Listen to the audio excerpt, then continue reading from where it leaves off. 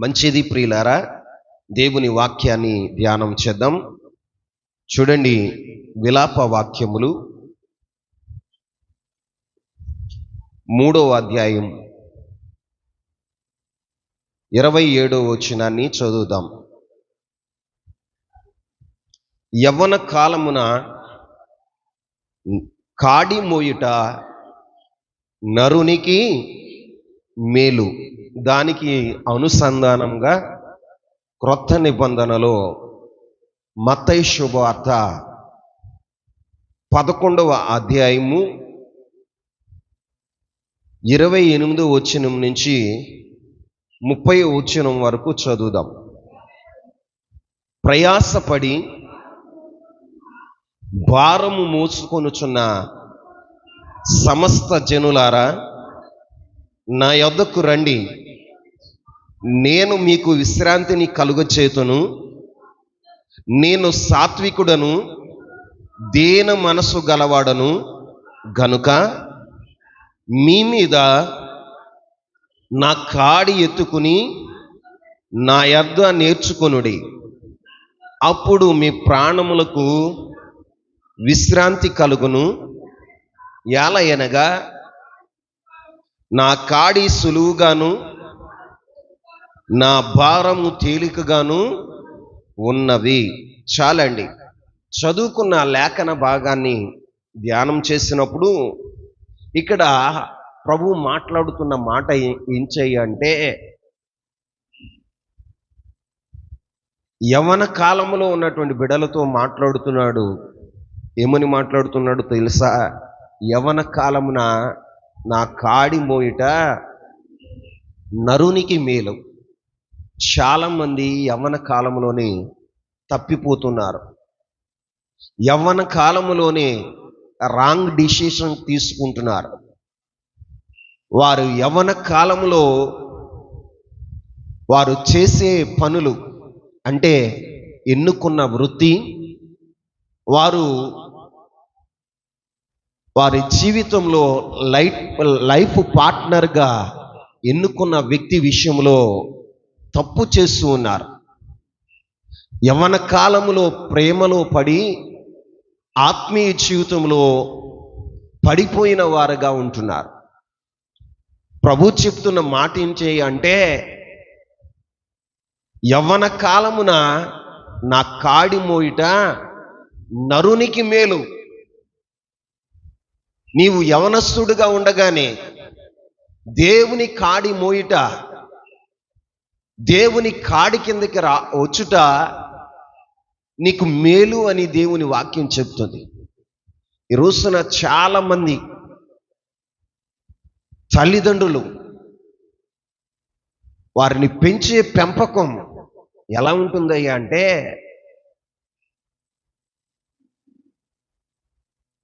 పిల్లలు ఎలా తిరిగినా పర్వాలేదు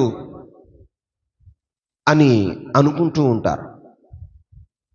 ఈ రోజున ఇర్మీయా భక్తుడు చెప్తున్న మాట ఏంటంటే, యవ్వన కాలమున కాడి మోయుట నరునికి మేలు అని అక్కడ ప్రభు చెప్తున్నాడు. క్రొత్త నిబంధనలోనికి వచ్చేసరికి ప్రభు ఆహ్వానిస్తూ ఉన్నాడు. ఏమని ఆహ్వానిస్తున్నాడయ్యంటే, నా కాడి మోయవలెనని ఆహ్వానిస్తూ ఉన్నాడు. ప్రయాసపడి భారం మోయిచున్న సమస్త జనులారా, నా యొద్దకు రండి, నేను మీకు విశ్రాంతిని కలగచేస్తాను.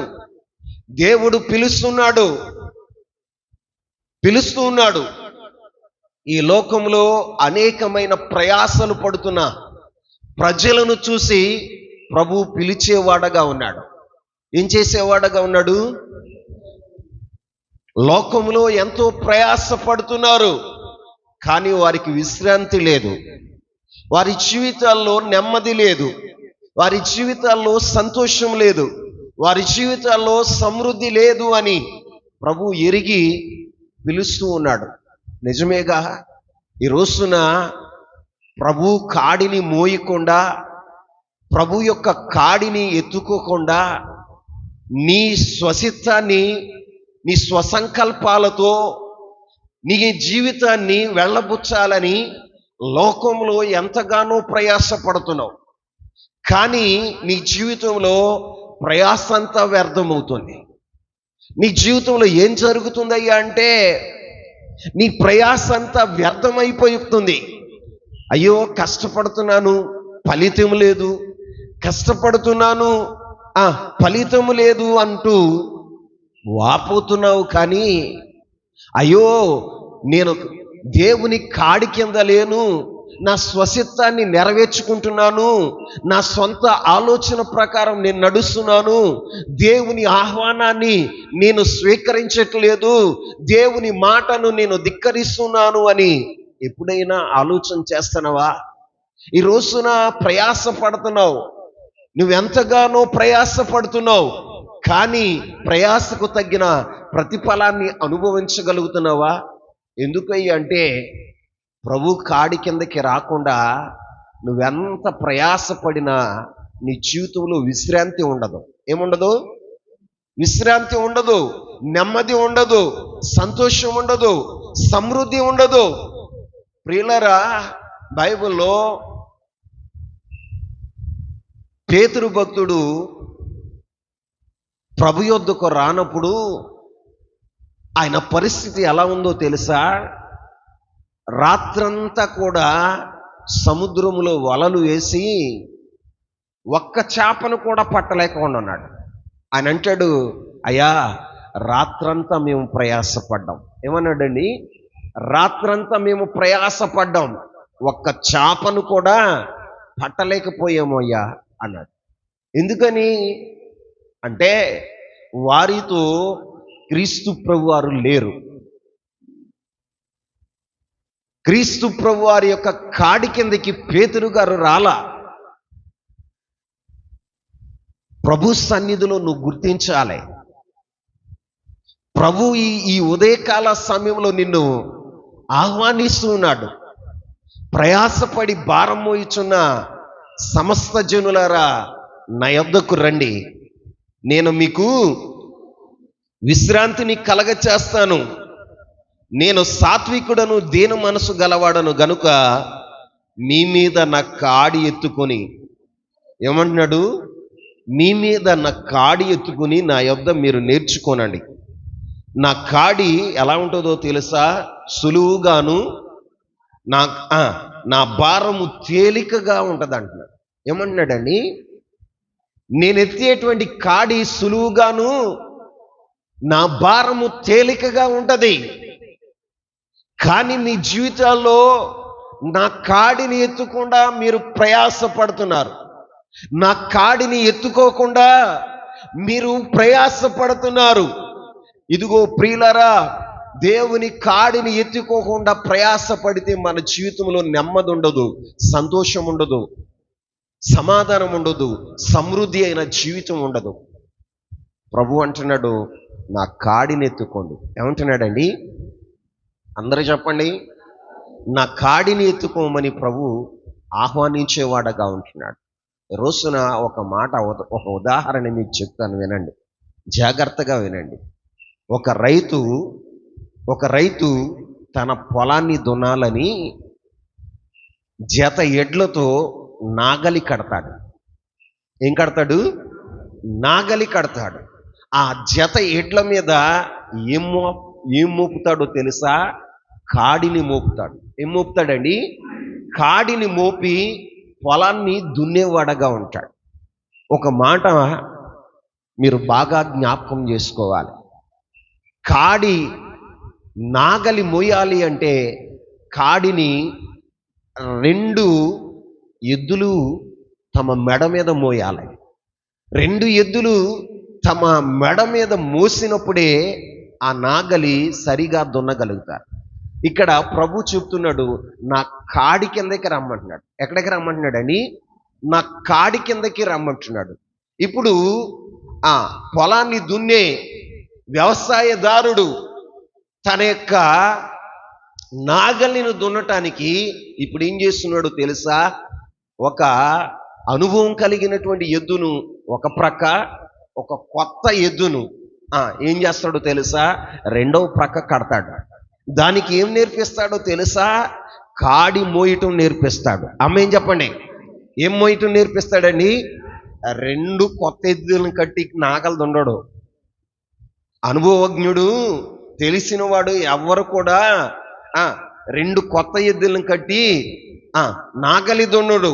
రెండు కొత్త ఎద్దులను కట్టి నాగలి దున్నితే వాటికి తెలియదు, అసలు కాడి మోయటమే తెలియదు, ఎలా నడవాలో తెలియదు. దానికి కాడి మోయటం నేర్పించాలి అంటే ఏం చేయాలో తెలుసా? అనుభవం కలిగిన ఎద్దును జత చేసి కట్టాలి. ఆమేన్. అనుభవం కలిగిన ఎద్దును జత చేసి కట్టాలి. అప్పుడు అనుభవం కలిగిన ఎద్దు ఎలా నడుస్తుందో, ఎలా మోస్తుందో, అది ఎలా పరిగెత్తుతుందో ఆ అనుభవం కలిగిన ఎద్దును చూస్తూ ఈ యొక్క అనుభవం లేనటువంటి ఈ క్రొత్తదైన ఎద్దు నేర్చుకునేదిగా ఉండాలి. ఆమేన్. ఏం చేయాలి? నేర్చుకునేదిగా ఉండాలి. అది ఎలా నడుస్తుందో అలాగా నడవాలి. ఏ వేగంతో నడుస్తుందో అదే వేగంతో నడవాలి. లేకపోతే నాగలి ఒకటి ముందుకి ఒకటి వెనక్కిగా ఉంటుంది. అలా ఉంటే నాగలి దుంటం కుదరదు. ఈ యొక్క అనుభవం కలిగిన ఎద్దును అనుసరిస్తే, అనుభవం కలిగిన వ్యక్తును వెంబడిస్తే ఏం జరుగుతుందో తెలుసా? నాగలి కరెక్ట్గా దున్నగలుగుతాం. ఈ రోజున దేవుని సన్నిధిలో నా ప్రభు చెప్తున్న మాట ఏంటి అంటే, నీతో పాటుగా ఆయన ఏం చేస్తాడో తెలుసా? కాడిని మోయటానికి ఆయన సంసిద్ధంగా ఉన్నాడు. ఆమేన్. ఆయన నిన్ను కాడి మోయటం ఎలాగో నీకు నేర్పించటానికి, నీతో కూడా నడవటానికి ఆయన ఇష్టపడుతున్నాడు. ఆమేన్ చెప్పండి. ఈ రోజున కాడి మోయటం అంటే అర్థం ఏంటో తెలుసా? ఆయనతో కూడా నువ్వు నడవటం. ఆమేన్. ఆయనతో కూడా నడవటం, ఆయనతో కూడా నడిచేటప్పుడు ఆయన సంతోషపరచాలి, ఆయన ఇష్టాన్ని నీ జీవితంలో నెరవేర్చాలి. కాడి మోయటం అంటే అర్థం ఏంటో తెలుసా? దేవుని కాడి మోయటం అంటే దేవుని సంతోషపరచటం, దేవునితో కూడా నడవటం, దేవునితో కూడా సమానంగా అడుగులు వేయటం. ఈ రోజున నీ జీవితంలో అటువంటి అనుభవం ఉందా? క్రైస్తవుడిగా ఎన్నో సంవత్సరాలుగా నీ జీవితంలో గడిచిపోతున్నాయి, కానీ దేవునితో నడిచిన అనుభవాలు నీకున్నాయా? దేవుని సంతోషపరిచిన అనుభవాలు ఉన్నాయా? దేవునితో కూడా సమానంగా అడుగులు వేసే అనుభవం నీ జీవితంలో ఉందా? ఈ రోజున మందిరానికి వస్తున్నావు, ఏ కాడి లేదు నీ మీద, ఏ భారం లేదు నీ మీద. ఏదో దేవుని మందిరానికి వచ్చానా, ఏదో ఒక సమయంలో వచ్చాను. ఎందుకు వచ్చావు? నామకార్థంగా వస్తున్నావు. దేవుని సన్నిధికి వచ్చేవాడు కాడి మోయాలి. ఏం మోయాలండి? కాడి మోయాలి. దేవునితో పాటు కాడి మోసేవాడుగా ఉండాలి. కాడి మోస్తే నీ జీవితంలో ఏం కలుగుతుందో తెలుసా? విశ్రాంతి కలుగుతుంది. నువ్వు కాడి మోయగలిగితే నీ జీవితంలో నెమ్మదిని సరిచూస్తావు. కాడిని మోయగలిగితే నీ జీవితంలో సమృద్ధిని సరిచూస్తావు. ఈ రోజున నువ్వెలా ఉంటావో తెలుసా? మందిరానికి వస్తావా, మందిరంలో ఏ బాధ్యత లేదు నీకు, ఏ భారం నీకు లేదు. ఒక క్రైస్తవుడుగా, ఒక సంఘ విశ్వాసిగా బాధ్యత లేకుండా, భారం లేకుండా, దేవుని కాడిని మోయకుండా నీ ఇష్టానుసారంగా నువ్వు బ్రతుకుతున్నావు. ఇంకా నీలో స్వయం అనేది చావల. ఈ రోజున క్రైస్తవుడుగా దేవుని సన్నిధికి వస్తున్నావు, కానీ సొంత ఆలోచనల ప్రకారమే నువ్వు నడుస్తున్నావు. కాబట్టి నీ జీవితంలో ప్రయాస వ్యర్థమవుతుంది. నీ ప్రయాస వ్యర్థమవటానికి కారణం ఏంటంటే, నీ కష్టార్జితమంతా వ్యర్థమవటానికి కారణం ఏంటంటే, దేవుని కాడిని మోసే అనుభవం నీ జీవితంలో లేదు. ప్రభు చెప్తున్నాడు, ప్రయాసపడి భారం మోయిచున్న సమస్త జనులారా నా యొద్దకు రండి, నేను మీకు విశ్రాంతిని కలుగు చేస్తాను. నా యొద్ద నేర్చుకోనండి. నా కాడి సులువుగాను, నా భారము తేలికగా ఉంటది. దేవుడు నీ మీద పెట్టేటువంటి భారం, దేవుడు నీ మీద పెట్టేటువంటి కాడి సులువుగాను తేలికగాను ఉండేటువంటి కాడిని పెడతాడు. నీ జీవితంలో నువ్వు ఎలా ఉంటావో తెలుసా? సొంత ఆలోచనలు, నీ ఆలోచనలన్నీ యుక్తికి, నీ ఆలోచనలన్నీ ఎలా ఉంటాయో తెలుసా? సాతానులాగా ఆలోచన చేస్తావు, యుక్తిని ప్రదర్శిస్తూ ఉంటావు. యుక్తి ఉన్నవాడు దేవుని సన్నిధిలో పనికిరాడు. ఎలా ఉండాలో తెలుసా? దేవుని ఎదుట యథార్థమైన హృదయం కావాలి. ఏ హృదయం కావాలి? యథార్థమైన హృదయం కావాలి. దేవునితో పాటు నడిచే వ్యక్తి కావాలి. దేవునికి ఎవరు కావాలి అంటే దేవుని సంతోషపరిచే వ్యక్తి కావాలి. వారే కాడి మోయగలుగుతారు. ఏం మోయగలుగుతారు? కాడి మోయగలుగుతారు. ఈ రోజున ప్రభు అంటాడు, నా కాడి ఎంతో సులువు, నా భారం ఎంతో తేలిక. తేలిక తేలిక అని ప్రభు చెప్తూ ఉంటే రోజున చాలా మంది బిడ్డలు అసలు కాడి కిందకే రాట్లా. దేవుని కాడి కిందకు వచ్చిన వ్యక్తి ఎలా ఉంటాడో తెలుసా? దేవునితో కూడా నడిచేవాడుగా ఉంటాడు. ఎలా ఉంటాడు? దేవునితో కూడా నడిచేవాడుగా ఉంటాడు. బైబిల్లో ఒక వ్యక్తి ఉన్నాడు. ఆదికాండము 5వ అధ్యాయము 22వ వచనాన్ని మనం పరిశీలన చేస్తే ఒక వ్యక్తి అక్కడ మనకి కనపడతాడు. ఆ వ్యక్తి ఎవరయ్యా అంటే ఆనోకు. చదవండి. ఆనోకు మెతూషెలను కనిన తరువాత 300 ఏండ్లు దేవునితో నడుచుచు కుమారులను కుమార్తెలను కనెను.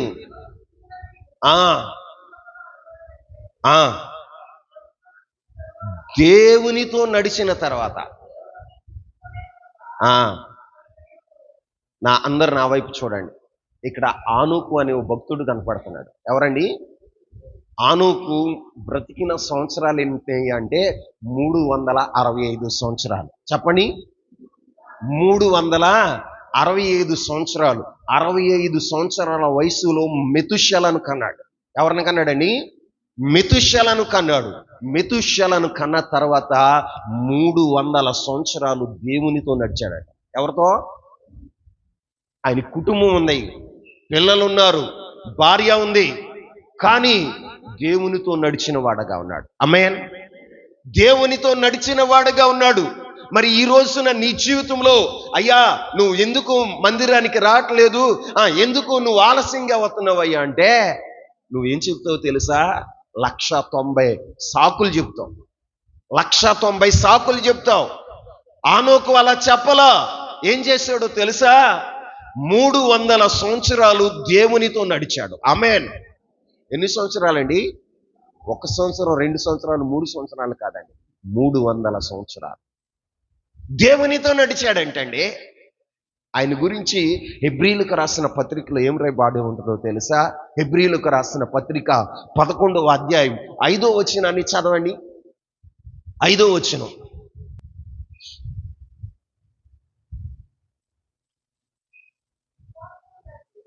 విశ్వాసమును బట్టి ఆనోకు మరణము చూడకుండా కొనిపోబడెను. అతడు కొనుపోబడక మునుపు దేవునికి ఇష్టుడై ఉండేనని. ఎలా? ఎవరికి ఇష్టుడు? నీ భార్య కాదు, నీ భర్త కాదు, నీ స్నేహితులు కాదు, లేకపోతే లోక సంబంధమైన మనుషులకు కాదు ఆయన ఇష్టుడుగా ఉన్నది. ఎవరికి ఇష్టుడుగా ఉన్నాడు తెలుసా?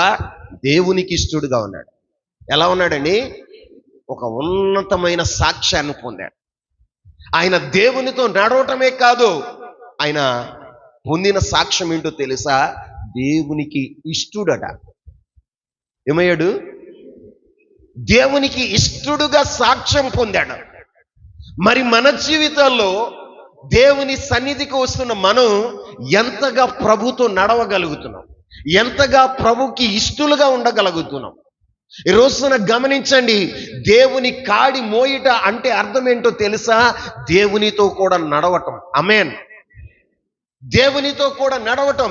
నీతో కూడా ఎవరు నడుస్తున్నారయ్య అంటే నీ కాడి మరొక ప్రక్క ఎవరు మోస్తున్నారో తెలుసా? ప్రభు అయిన యేసుక్రీస్తు ప్రభువారు. ఆమేన్. ప్రభు అయిన యేసుక్రీస్తు ప్రభువారు ఆయన నీకు సమానంగా రెండో ప్రక్కన కాడిని మోయటానికి నీ ప్రక్కనే నిలిచి ఉన్నాడు. ఆయన మోస్తున్నాడు కాబట్టి నీ కాడి సులువుగా ఉంటది. ఆయన మోస్తున్నాడు కాబట్టి నీ భారము తేలికగా ఉంటది. నీ కాడి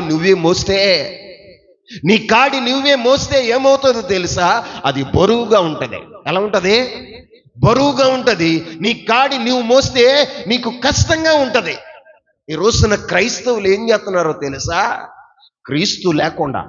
క్రీస్తు ప్రభువారు లేకుండా వారి కాడిని వారే మోస్తున్నారు. అందుకే ప్రయాస పడుతున్నారు. కానీ వారి ప్రయాస అంతా ఏమవుతుందో తెలుసా? వ్యర్థమవుతుంది. ఏమవుతుందండి? క్రీస్తు లేకుండా రాత్రంతా ప్రయాసపడ్డాడు పేతురు భక్తుడు. ఒక్క చేపను కూడా పట్టలేకపోయాడు. ఆయన చెప్పాడు, ఉదయాన్నే ప్రభుని కలుసుకున్నాడు. ప్రభు ఆయన ధోనిలోనికి వచ్చాడు. ఆయన ధోనిలో కూర్చుని నీ ధోని ముందుకు నీ లోతుగా నడిపించు అన్నాడు. ఏమన్నాడు? నీ ధోనిను లోతుగా నడిపించు. ఆయన నడిపింపులో ఉన్న పేతురు ఆయన నడిపింపమన్న రీతిగా నడిపిస్తే ఆయన అన్నాడు, నీ ధోనిను లోతుగా నడిపించి నువ్వు వలవై. ఏమన్నాడని? వలవై అంటే ఆ ధోనిను లోతుగా నడిపించి దేవుని మాట ప్రకారం లోతుగా నడిపించి వల వేస్తే ఆ వల విస్తారమైన చేపలు దొరికినాయి. ఒక్కసారి వలేసాడు కానీ లాగలేనంతగా, ధోనిలు నిండునంతగా. ఎంతగా? ఒక ధోని కాదు, 2 ధోనిలు. ఎన్ని ధోనిలు? 2 ధోనిలు.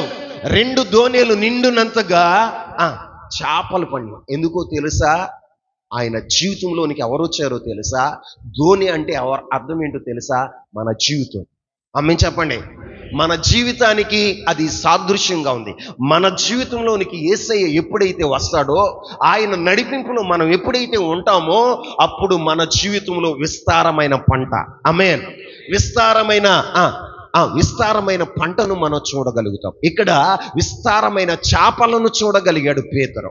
ఈ రోజున నీ జీవితంలో కూడా దేవునితో కూడా నడిస్తే నీవేం పొందుతావు తెలుసా? విశ్రాంతి పొందుతావు. ఏం పొందుతావు? నెమ్మదిని అనుభవించగలుగుతావు, సమృద్ధిని సరిచూడగలుగుతావు. క్రీస్తు లేకుండా నీవు ప్రయాణం చేస్తే నీ ప్రయాస అంతా ఏమవుతుందో తెలుసా? వ్యర్థమే. ఒకడు లోకమంతా సంపాదించుకుని తన ప్రాణాన్ని పోగొట్టుకున్నాడు. రోజున నీ జీవితంలో కూడా ఆ అనుభవాల్లోనే ఉన్నావు. క్రీస్తు కాడి కిందకి రాట్లా.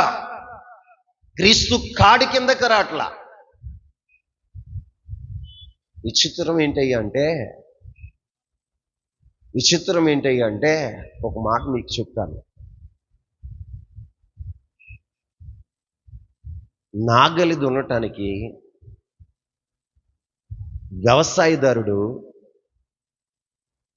బలవంతంగా ఎద్దులను కాడి కడతాడు, నాగలి కడతాడు బలవంతంగా. బాగా వినండి. బలవంతంగా తన ఎద్దుల మెడ మీద కాడిని మోపుతాడు. కానీ నా ప్రభు ఏమంటున్నాడు తెలుసా? ప్రయాసపడి భారం మోయుచున్న వారలారా నా యొద్దకు రండి అంటున్నాడు. ఆయన నిన్ను బలవంతం చేయట్లా.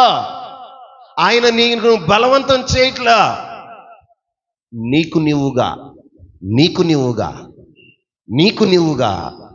దేవుని కాడిని ఎత్తుకోవటానికి నువ్వు రాగలిగితేనే, నువ్వు దేవుని ఆహ్వానానికి విధేయత చూపగలిగితేనే ఆయన నీ మీద కాడి పెడతాడు. లేకపోతే ఆయన బలవంతంగా నీ మీద కాడి పెట్టడో, బలవంతంగా నీ మీద కాడి మోపడో. నీకు నువ్వుగా రావాలి.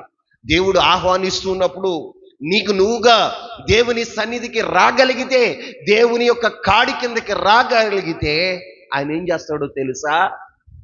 కాడిని నీ మీద మోపుతాడు. ఆ కాడి తేలికగాను సులువుగాను ఉంటది. ఎలా ఉంటది? నీకు నీవుగా రాకపోతే దేవుడు నిన్ను బలవంతంగా ఏం తీసుకురాడు.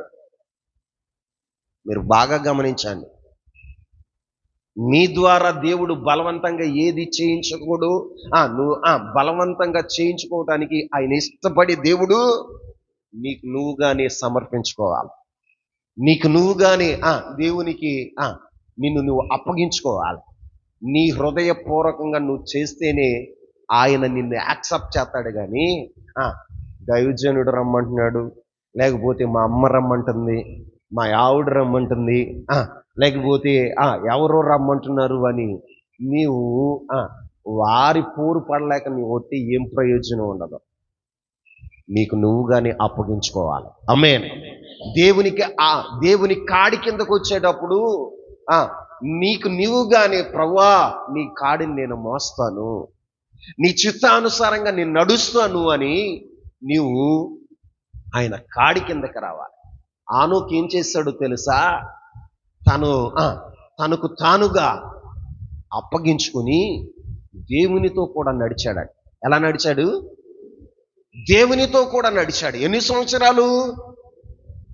300 సంవత్సరాలు. ఆయన నడుస్తున్నప్పుడు, ఆయన కాడి ఎత్తుకుని నడుస్తున్నప్పుడు దేవుని కంటే ఒడిగా ముందుకు పరిగెట్లా.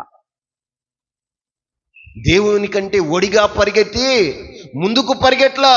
ఆయన కాడి మోస్తున్నప్పుడు దేవునికి విధేయత చూపుతున్నాను అని విధేయత చూపుతున్నట్లుగా వెనకంజే వేల. ఎలా నడిచాడో తెలుసా? ఆయనకి సమానంగా ఆయన ప్రక్కనే. ఎలా నడిచాడండి? ఆయన ప్రక్కనే నడిచాడు. ఆయనకి ముందు నడవలా, ఆయనకి వెనక నడవలా. ఎలా నడిచాడో తెలుసా? దేవుని ప్రక్కనే నడిచాడు. ఎలా నడిచాడు? దేవుని ప్రక్కనే నడిచాడు. ఈ రోజున నీ లైఫ్ పార్ట్నర్ను కూడా ఎందుకు ఇస్తాడో తెలుసా? నీ ప్రక్కనే ఉండాలని. ఎలా? ఎక్కడ? ప్రక్కనే ఉండాలి. లైఫ్ పార్ట్నర్ ఎప్పుడు కూడా ప్రక్కనే ఉండాలి. వెనక తిరుగుతుందంటే నీ కొంప ముంచుతుందని అర్థం చేసుకో. వెనకగా నడుస్తుందంటే అక్కడ ఏం జరుగుతుందో తెలుసా? నీ కొంప మునుగుతుందని నువ్వు అర్థం చేసుకోవాలి. ఎందుకో తెలుసా? యుక్తి కలిగింది భర్తతో పాటుగా నడవదు. ఏం చేస్తుందో తెలుసా? దాని మనసులో పాపం ఉంది అనుకోండి, వెనక నడుస్తుంది. ఎక్కడ నడుస్తుంది? ఎలా చెప్పగలరు అయ్య గారు అంటే, లోతు భార్య లోకం మీద వ్యామోహం ఉంది, లోక సంపద మీద వ్యామోహం ఉంది. లోతు నడుస్తుంటే లోతు ప్రక్కన నడవలసిన లోతు భార్య ఏం చేసిందో తెలుసా? లోతుకి వెనకమాల నడిచి వెనుతిరిగి చూసింది. ఏమైందో తెలుసా? ఉప్పు స్తంభం అయిపోయింది. ఏమైపోయింది? ఉప్పు స్తంభం అయిపోయింది. ఎప్పుడైనా నువ్వు గమనించు, వాక్యాన్ని నువ్వు టాలీ చేసుకో. నీ లైఫ్ పార్ట్నర్ కూడా ఎలా నడుస్తుంది? నువ్వు నడిచేటప్పుడు నీ ప్రక్కనే నడుస్తుందా, లేకపోతే వెనక నడుస్తుందా? వెనక్కి నడిచిందంటే ఆ అమ్మాయి ఏదో పాపం చేస్తుందని గుర్తించు. ఒక మాట చెప్తాను, నీ లైఫ్ పార్ట్నర్ ఎప్పుడు ఎలా ఉండాలో తెలుసా? నీ ప్రక్కనే ఉండాలి. ఎక్కడ ఉండాలి? ప్రక్కనే ఉండాలి. ఒక అడుగు ముందుకు వేయకూడదు. ఎందుకు ముందుకు వేయకూడదు? ముందుకు వేస్తే కొంప కొల్లేరైపోతారు. ఎలా చెప్పగలరా అయ్య గారంటే, వాక్యాన్ని బట్టి మనం ధ్యానం చేస్తే అబ్రహాము శారాలు మంచి ఆదర్శప్రాయమైనటువంటి దంపతులే. కానీ నిర్ణయం తీసుకునేటప్పుడు ఒక నిర్ణయం అబ్రహాం కంటే ముందు తీసుకుంది. శారా ఏం చేసింది? ఆగర్ను పెళ్లి చేసుకోమంది. ఎవరినే? దేవుడు వాగ్దానం చేశాడు, నీకు నేను సంతానాన్ని ఇస్తా, ఇదిగో నీ సంతానం ఆకాశ నక్షత్రం వలె ఉంటాయి, భూమి యొక్క ఇసుక రేణువుల వలె ఉంటాయి అన్నాడా దేవుడు? పిలిచినప్పుడు ఏమని చెప్పాడు? నిన్ను గొప్ప చేస్తాను, నిన్ను విస్తరింప చేస్తాను, నీ జీవితంలో నిన్ను ఆశీర్వాదకరంగా ఉంచుతాను, నిన్ను ఆశీర్వదించిన వారిని నేను ఆశీర్వదిస్తాను, ఇదిగో నిన్ను శపించిన వారిని నేను శపిస్తానని దేవుడు వాగ్దానం చేశాడు. ఏం చేశాడు తెలుసా? నా భార్యగా నేను ఎటగో ముసలిదాన్ని అయిపోయా, నా యొక్క గర్భం ఉడికిపోయింది, ఇదిగో నా దాసి పిల్లలు పుడితే నా దాసి పిల్లలు నా పిల్లలు కాదేంటి అని చెప్పి అబ్రహాం ఏం మాట్లాడాల? అమ్మాయి, దేవుడు వాగ్దానం చేశాడు, పిలిచిన వాడు నమ్మదగిన వాడు, దేవుడు నిశ్చయంగా సంతానాన్ని ఇస్తాడు, ఆ నేనే దేవుడు ఎవరున్నా అసలు నిజమైన దేవుడు ఉన్నాడా అని నా మనసులో నేను ఆలోచించుకున్నప్పుడు ఆయన నాతో మాట్లాడాడు. ఆమేన్. నాతో మాట్లాడాడు. నేను ఎన్నో దేవుళ్ళని దేవతల్ని ఆరాధిస్తున్నప్పుడు దేవుడు ఆ దేవుళ్ళు ఎవరు మాట్లాడలా. నేను పెట్టిన నైవేద్యం ఎవరు తినలా. కానీ దేవుడు ఉన్నాడంటావా అని ఆలోచన చేసినప్పుడు నేనున్నవాడును అనువాడనని ప్రత్యక్షమయ్యాడు. అలాంటి దేవుడు నాకు ప్రత్యక్షమై నా ఊరి నుండి నన్ను పిలిచాడు, నా రక్త సంబంధికుల నుండి నన్ను వేరుపరిచాడు. కాబట్టి నేను దేవుని మాట వింటాను. ఆయన వాగ్దానం చేసిన వాడు, నమ్మదగిన వాడు, ఉన్నవాడు అనువాడు, సమస్త సృష్టిని సృజించిన వాడు, ఆయన శూన్యంలో సృష్టిని కలగజేసిన దేవుడు కదా. దేవుడు నాకు ఇస్తాడు అని చెప్పాలగా భార్యతో. ఆమె అంటుంది, ఆగరణ చేసుకో, ఆమె ద్వారా నాకు సంతానాన్ని కలగ చేయమంటే మరు మాట్లాడకుండా అబ్రహాం ఏం చేశాడో తెలుసా? శారా మాట అన్నాడు. ఎవరి మాట అన్నాడని? శారా మాట వింటే ఇస్మాయిలు పుట్టాడు. ఎవరు పుట్టారు? ఇస్మాయిలు పుట్టాడు. దేవుడు అన్నాడు, ఇస్మాయిలు నేనిచ్చినటువంటి సంతానం కాదు, నువ్వు సంపాదించుకున్న సంతానం. శరీర సంబంధి ఇస్మాయిలు. వాగ్దాన పుత్రుడు ఉన్నాడు. వాగ్దాన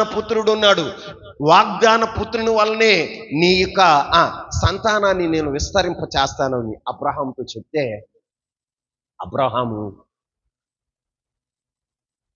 అబ్రహాం ఏం చేశాడో తెలుసా? అయ్యో, దేవుడు ఇస్తానన్నాడు, నేనే తొందరపడ్డాను అనుకున్నాడు. శారా నన్ను బలవంతం చేసింది నన్ను అని అబ్రహాం అనుకున్నాడు. చూడండి, శారా చేసిన తప్పు ప్రపంచమంతా ఇప్పుడు శ్రమ అనుభవిస్తుంది. ఆమేన్ చెప్పండి. శ్రమ అనుభవిస్తుంది. ఇస్మాయేలీను ద్వారా ప్రపంచానికి కీడే కలుగుతుంది, మేలేం కలగట్లా. ఇస్మాయేలు సంతానం వలన ప్రపంచానికి మేలు జరగట్లా, కీడే జరుగుతుంది. తర్వాత దేవుడు ఏం చేశాడో తెలుసా? అబ్రహాముకి సంతానాన్ని ఇచ్చాడు. ఏమిచ్చాడు? బాగా చెప్పండి. సంతానాన్ని ఇస్తే ఇప్పుడు అబ్రహాముకి కుమారుడు పుట్టాడు. ఎవరు? వాగ్దాన పుత్రుడైన ఇస్సాకు పాలు విడిచాడు. ఆ రోజున అబ్రహాము గొప్ప విందు చేశాడు. గొప్ప విందు చేస్తే ఇస్మాయిల్ ఏం చేస్తున్నాడో తెలుసా? ఇస్సాకుని గేలి చేస్తున్నాడు. ఏం చేస్తున్నాడండి? గేలి చేస్తుంటే అది చూసింది శారా. గేలి చేస్తా ఉంటే, వీడు నా కుమారుడితో కూడా సమానమా? దాసి కుమారుడు వారసుడు ఎట్ట అవుతాడు అని శారాలో ఆలోచన వచ్చి అప్పుడు ఏమని చెప్తుంది తెలుసా? ఆగర్నిని ఇస్మాయిల్ని పంపించేయాలి. ఏమంటుందండి? అప్పుడు దేవుని దగ్గర మొరపెట్టాడు అబ్రహాం. అయ్యా, పిల్లోడున్నాడయ్యా, అయ్యా, ఇప్పుడు ఆగర్ని వదిలేయమంటుంది అయ్యా శారా అంటే, దేవుడు ఏమన్నాడు తెలుసా? నన్ను అడిగి చేసుకున్నావా? ఏమన్నాడండి? నన్ను అడిగి చేసుకున్నావా? నన్ను అడిగి నువ్వు కన్నావా? నీ భార్య చెప్పిన మాట విన్నావు కాబట్టి ఆమె ఏం చెప్తుందో అదే చేయాలి. ఇప్పుడు ప్రపంచానికి ఉగ్రవాదులు ఎవరు? ప్రపంచంలో ఉగ్రవాదులు ఎవరండి? ఇస్మాయేలీలు. ఎవరో తొందరపాటు నిర్ణయం, ముందుకు అడిగేసి ఒక నిర్ణయం తీసుకుంది. అంతేకాదు, ఆది దంపతులైన అవ్వ ఏం చేసిందో తెలుసా? అవ్వ ఏం చేసింది? తినొద్దన్న పండు తిని ఆదాముకి తెచ్చిపెట్టింది. ఆదాము తిన్నాడా? అవ్వ తిందా? చెప్పాలి, గట్టి చెప్పండి. అవ్వే తింది. ఆమె నిర్ణయం ముందు తీసుకుని తినకూడని పండు తీసుకుంటే భూమి మీదకి ఏమొచ్చిందో తెలుసా? మరణం. ఏమొచ్చిందండి? మరణం. దేవుని సహవాసాన్ని నుంచి దూరం అయిపోయాం. ఈ రోజున కుటుంబంలో ఎవరైతే ముందుగా నిర్ణయాలు తీసుకుంటారో ఆడవారు, ఆ కుటుంబం ఏమవుతుందో తెలుసా? దేవుని సహవాసం నుంచి దూరం అవుతారు. దేని నుంచి? దేవుని సహవాసం నుంచి దూరం అవుతారు.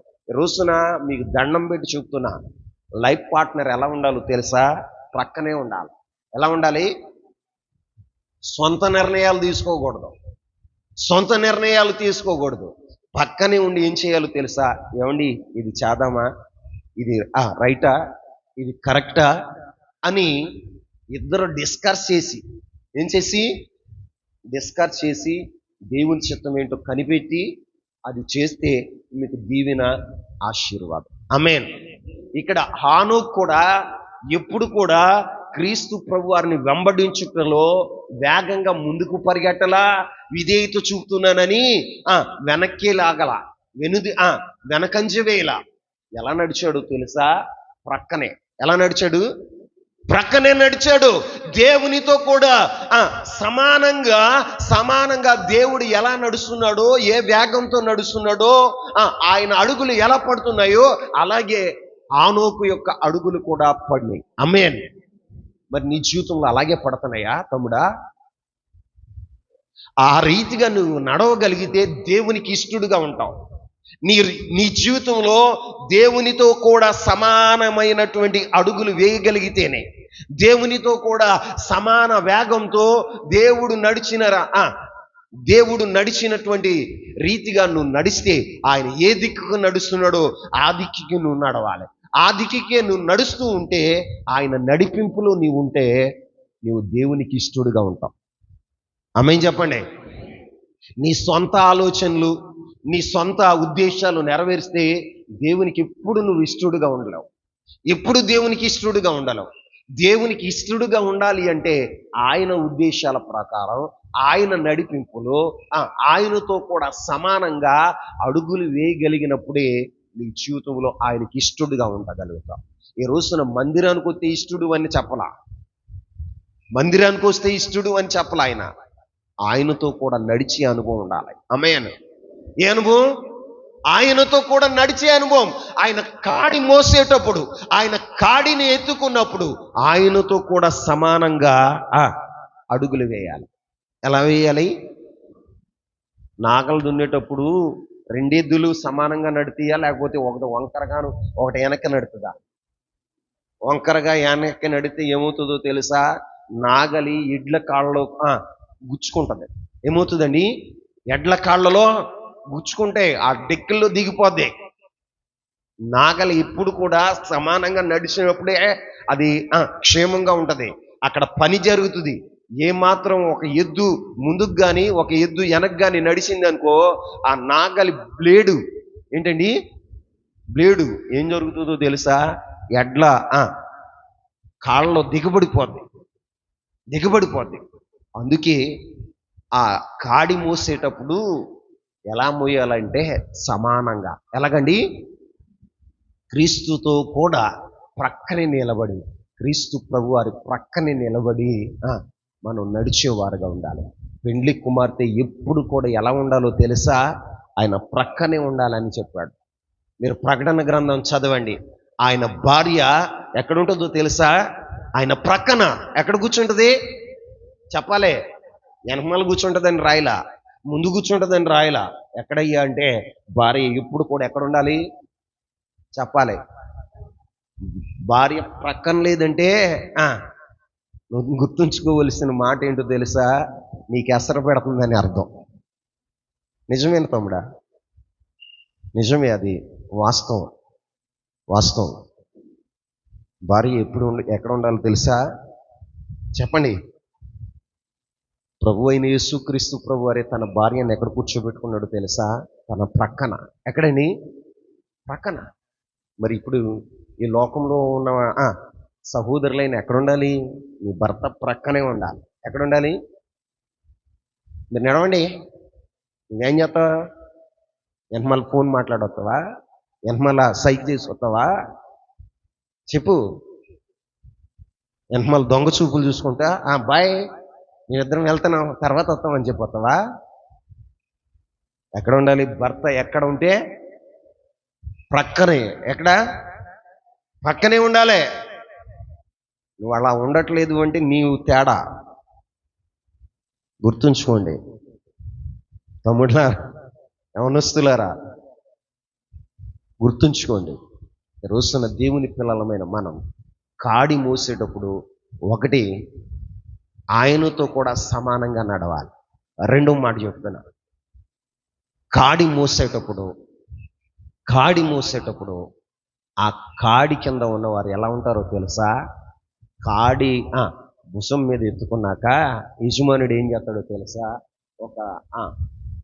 ఒక తాడు కడతాడు మెడకి. ఏం కడతాడు? చెప్పాలి. తాడు కట్టి దాన్ని ఉంచుతాడు. అంటే అర్థం ఏంటో తెలుసా?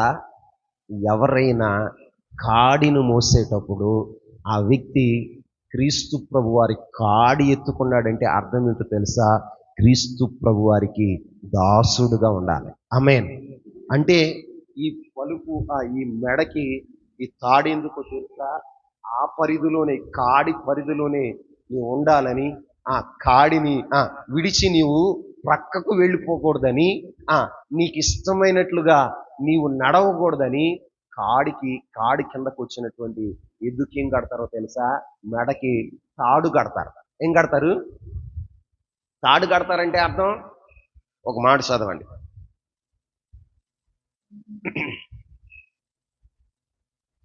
ఇర్మియా గ్రంథం 28వ అధ్యాయం 14వ వచనాన్ని చదవండి.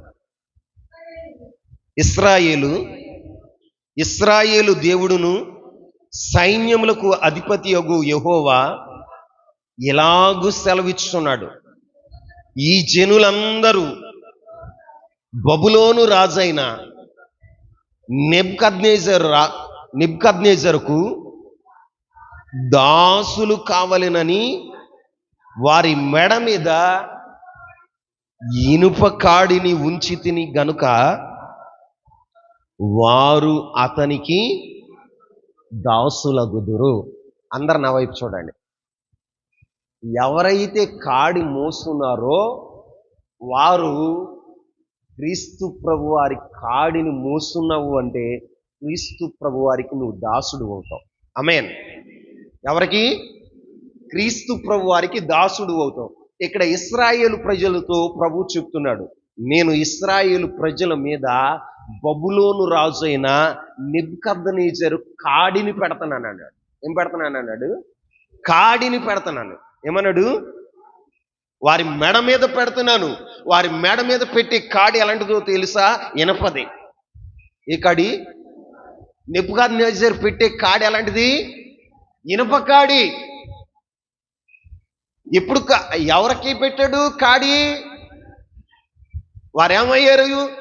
నెబుకద్నెజరుకి దాసులయ్యారు. ఏమయ్యారండి? దాసులయ్యారు. ఈ రోజున నీవు దేవుని కాడి మోస్తే నువ్వు ఎలా ఉండాలో తెలుసా? ప్రభు అయిన యేసు క్రీస్తు ప్రభు వారికి నువ్వు దాసుడుగా ఉండాలి. ఆమేన్. ప్రభు అయిన యేసు క్రీస్తు ప్రభు వారికి నువ్వు దాసుడుగా ఉండాలి. దాసుడు సొంత నిర్ణయాలు తీసుకుంటాడా? చెప్పండి. పాలేరు మనకంటే సొంత నిర్ణయం తీసుకుంటాడా? మన పొలంలో పనిచేస్తున్నాడండి పాలేరు. వాడి సొంత తెలివిగల ఉన్నాడు, జ్ఞానవంతుడు, బలవంతుడు, కానీ సొంత నిర్ణయం తీసుకుంటాడా? యజమానుడికి చెప్పకుండా ఏదైనా చేస్తాడా? మా యజమానుడికి చెప్పకుండా నేను స్పేర్ చేస్తానంటాడా? మాట్లాడరా. ఇప్పుడు యజమానుడికి తెలియకుండా సేలు స్పేర్ చేస్తానంటాడా? సొంత నిర్ణయం తీసుకునే అర్హత లేదు. మరి నీవు క్రీస్తు ప్రభు వారికి దాసుడు అయితే, ఆయన ఆలోచన చొప్పున నడుతున్నావా? ఆయన సలహా చొప్పున నువ్వు నడుస్తున్నావా? ఆయన ఉద్దేశాలు నెరవేరుస్తున్నావా? ఆయన సంకల్పాలు నువ్వు నెరవేరుస్తున్నావా? నీ జీవితంలో ఏం జరుగుతుంది? సొంత ఆలోచనలు కాదా? ఈ రోజున క్రీస్తు ప్రభు వారికి దాసుడైన వాడు సొంతంగా ఆలోచన ఎలా తీసుకుంటాడు? ప్రభువా, ఈ పని చేయమంటావా వద్దంటావా? ఈ పని నాకు దీవెనకరమా, లేకపోతే ఈ పని నేను వెళుతుంటే క్షేమం ఉంటుందా అని ప్రతి విషయంలో కూడా దేవుని దగ్గర విచారణ చేసేవాడుగా ఉంటాడు. దేవుని దగ్గర విచారణ చేసేవాడుగా ఉంటాడు. వాడు సొంత ఆలోచనలు తీసుకోడు, సొంత ఉద్దేశాలు నెరవేర్చడు, తన స్వయాన్ని అక్కడ ప్రదర్శించడు. అవునా కదా? నువ్వెప్పుడైతే క్రీస్తు ప్రభు వారికి దాసుడు అవుతావో, ఒక మాట చదవండి, 2వ పేతురు పత్రిక 2వ అధ్యాయం 19వ వచనాన్ని చదువుదాం.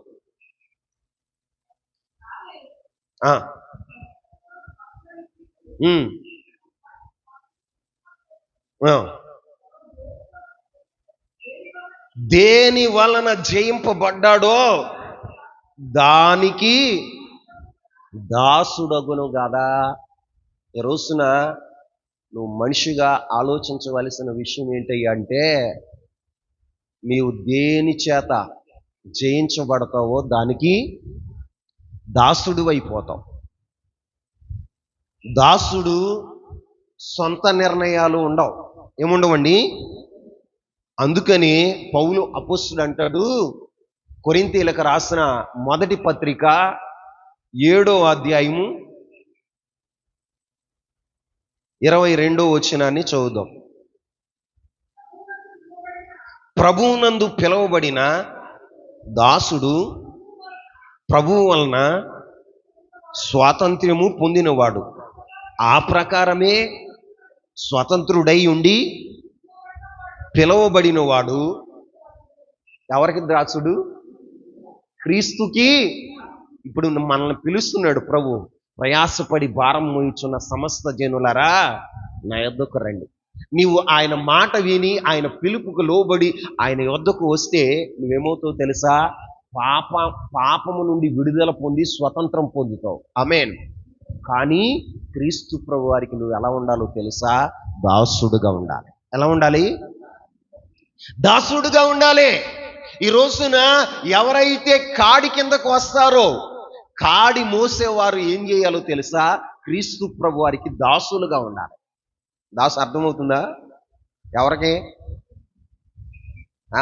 దాసులు అవ్వాలి చెప్పాలి. క్రీస్తు ప్రభు వారికి దాసులుగా మనం ఉండాలి. అంటే దాసుడు ఎప్పుడు సొంత నిర్ణయాలు తీసుకోడు. ప్రభువుని అడగకుండా ఏ ఒక్క నిర్ణయం తీసుకోడు, ఏ అడుగు కూడా ముందుకి వేయడు. ఈ రోజున నీ జీవితంలో క్రీస్తు మీద అంత ఆధారపడగలిగితే ప్రభు ఏం చేస్తాడో తెలుసా? నీ జీవితంలో విశ్రాంతినిస్తాడు. ఆమేన్. విశ్రాంతినిస్తాడు, నీ జీవితంలో విజయాన్ని ఇస్తాడు. నువ్వెంతగా ఆయన మీద ఆధారపడతావో, ఎంతగా ఆయన మీద ఆనుకుంటావో, ఎంతగా ఆయన మాటకు లోబడతావో అంత నెమ్మది నీ జీవితంలో ఉంటుంది. నీ సొంత నిర్ణయాలు తీసుకున్నంత వరకు నీ జీవితంలో ఎలా ఉంటుందో తెలుసా? ప్రయాస అంతా వ్యర్థమే. రాత్రంతా అయ్యా సంవత్సరం అంతా ప్రయాసపడ్డా, కానీ ఒక్క చేప కూడా పట్టలేకపోయాను, ఒక్క రూపాయి కూడా మిగలలేదు, సిల్లు సంచిలో పడినట్టుగా ఉంది. ఎక్కడ? ఎందుకని? సొంత నిర్ణయాలు. ఎందుకని? సొంత ఆలోచనలు. ఎందుకని? నీకు ఇష్టమైనటువంటి అడుగులు వేస్తున్నావు, దేవుని ఇష్టాన్ని కాదు. ఆనోకు అలా లేడు. సొంత ఆలోచన ప్రకారం ఒక అడుగు ముందుకు వేయలా, ఒక అడుగు వెనక్కి వేయలా. దేవునితో కూడా నడిచిన వాడుగా ఉన్నాడు. ఆమేన్. దేవునితో కూడా నడిచి ఆయనకి ఇష్టడుగా ఉన్నాడు. ఆయన ఇష్టడుగా ఉండటానికి రెండో కారణం చెప్పనా? దాసుడై ఉన్నాడు. ఏమై ఉన్నాడని? దాసుడై ఉన్నాడు. మీరు ఎలా చెప్పగలరంటే వాక్యమే ఆధారం, వాక్యమే ఆధారం, ఇంకా వేరేది కాదు. సొంత నిర్ణయాలు మనం కూడా తీసుకోకూడదు, సొంతంగా చెప్పకూడదు. బైబిల్ చెప్తుంది, ఒక మాట చదవండి, రోమపత్రిక 14వ అధ్యాయం 18వ వచనం. ఈ విషయమందు క్రీస్తునకు దాసుడైన వాడు దేవునికి ఇష్టడును మనుషుల దృష్టికి యోగ్యుడునై ఉన్నాడు. ఆమేన్. ఎవరైతే క్రీస్తు ప్రభు వారికి దాసుడుగా ఉంటారో వారు దేవునికి ఇష్టలుగా ఉంటారు. ఎవరికే? ఆనోకు దేవునికి ఇష్టడని సాక్ష్యం ఎందుకు పొందాడో తెలుసా? దేవునికి దాసుడై ఉన్నాడు. ఎవరికి? దేవునికి దాసుడై ఉన్నాడు.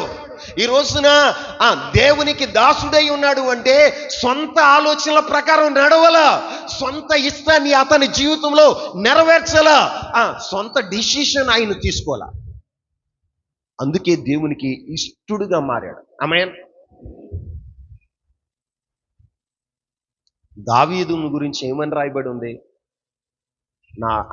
నా ఇష్టానుసారమైన మనుష్యుడు అని రాయబడి. అపోస్తుల కార్యాలు చూడండి ఒక మాట. అపోస్తుల కార్యాలు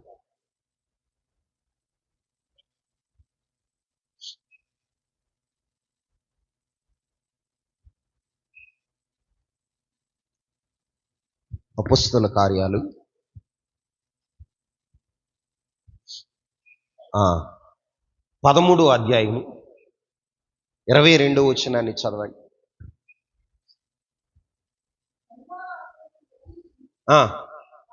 దావీదును వారికి రాజుగా ఏర్పరచెను, మరియు ఆయన, నేను యెషయ కుమారుడైన దావీదును కనుక్కున్నాను, అతడు నా ఇష్టానుసారమైన మనుష్యుడు, అతడు నా ఉద్దేశములన్నీ నెరవేర్చిన వాడని అతని గూర్చి సాక్ష్యం ఇచ్చాను. దేవుడు దావీదుని గురించి ఏమని సాక్ష్యం ఇచ్చాడో తెలుసా? అతడు నా ఇష్టానుసారమైన మనుష్యుడు. ఎందుకు దావీదు ఇష్టానుసారమైన మనుషుడయ్యాడు? దావీదులో లోపాలు లేవా? చెప్పండి. దావీదు పాపం చేయలేదా అంటే ఘోరమైన పాపాలు చేశాడు, ఘోరమైన పాపాలు చేశాడు. కానీ పశ్చాత్తాపడ్డాడు. తన పాపం విషయమై ప్రతిరోజు దేవుని సన్నిధిలో కన్నీరు విడిచే అనుభవం కలిగిన వాడు. ఆయన పాపం చేసిన తర్వాత మరలా ఆ పాపాన్ని చేయలా. దేవుని దగ్గర ఒప్పుకున్న తర్వాత మరలా అలాంటి పాపం తన జీవితంలో మరొకసారి ఆయన చేయలా. ఎప్పుడు మళ్ళీ పాపం చేయలా. మీరు చూడండి, ఆయన రాజ్య పరిపాలనలో 2వ సమూయేలు గ్రంథంని మీరు చదివితే ఆయన ప్రతి అడుగు దేవుణ్ణి అడిగి వేసేవాడు. యుద్ధానికి వెళ్ళేటప్పుడు, ఏదైనా ఒక పని చేసేటప్పుడు దేవుణ్ణి అడిగి ఆయన దగ్గర విచారణ చేసి యుద్ధానికి వెళ్ళేవాడు, పనిని పూనుకునేవాడు. సొంత నిర్ణయాలు తీసుకోవాలా? సొంత నిర్ణయాలు తీసుకున్నాడా? అందుకని దావీదు ఏమయ్యాడు తెలుసా? దేవుని ఇష్టానుసారమైన మనుష్యుడుగా ఉండాలి. ఆనోకు ఊరికినే దేవునికి ఇష్టడుగా మారలా. ఆనోకు ఏం చేశాడు తెలుసా? దేవునితో నడిచాడు.